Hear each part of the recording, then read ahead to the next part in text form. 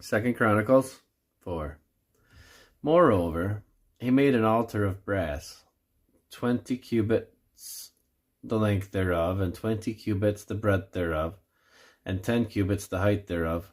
Also he made a molten sea of 10 cubits from brim to brim, round in compass, and 5 cubits the height thereof, and a line of 30 cubits did compass it round about.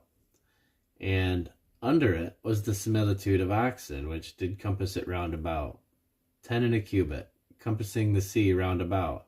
2 rows of oxen were cast, when it was cast. It stood upon 12 oxen, 3 looking toward the north, and 3 looking toward the west, and 3 looking toward the south, and 3 looking toward the east. And the sea was set above upon them, and all their hinder parts were inward. And the thickness of it was an handbreadth, and the brim of it was like the work of the brim of a cup, with flowers of lilies, and it received and held 3,000 baths. He made also 10 lavers, and put 5 on the right hand and 5 on the left, to wash in them. Such things as they offered for the burnt offering they washed in them. But the sea was for the priests to wash in. And he made 10 candlesticks of gold according to their form, and set them in the temple, 5 on the right hand and 5 on the left. He made also 10 tables, and placed them in the temple, 5 on the right side and 5 on the left. And he made 100 basins of gold. Furthermore, he made the court of the priests, and the great court, and the doors for the court, and overlaid the doors of them with brass. And he set the sea on the right side of the east end, over against the south.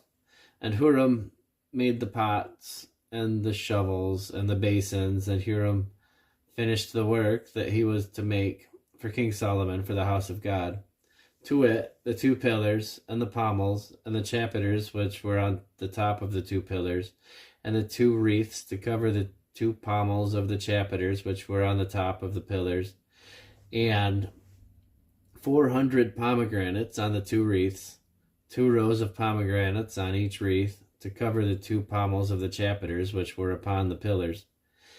He made also bases and lavers, made he upon the bases, 1 sea, and 12 oxen under it. The pots also, and the shovels, and the flesh hooks, and all the instruments did Huram his father make to King Solomon for the house of the Lord, of bright brass.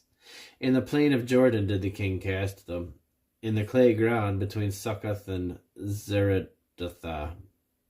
Thus Solomon made all these vessels in great abundance, for the weight of the brass could not be found out.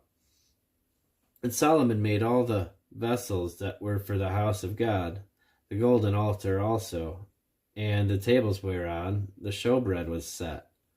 Moreover, the candlesticks with their lamps, that they should burn after the manner of the oracle of pure gold.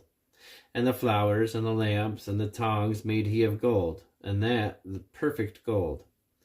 And the snuffers, and the basins, and the spoons, and the censers of pure gold, and the entry of the house, the inner doors thereof, for the most holy place, and the doors of the house of the temple, were of gold.